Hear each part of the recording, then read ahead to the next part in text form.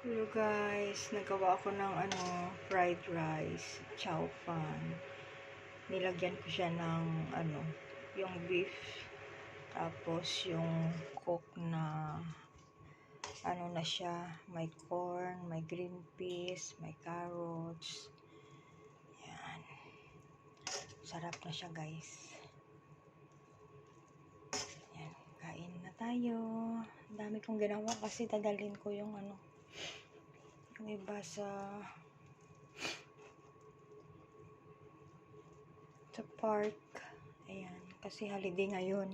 Kaya ayan, maaga akong gumawa ng tapos ayan, ito naman yung pandesal. Ayan na guys, yung pandesal. Kain tayo guys, kain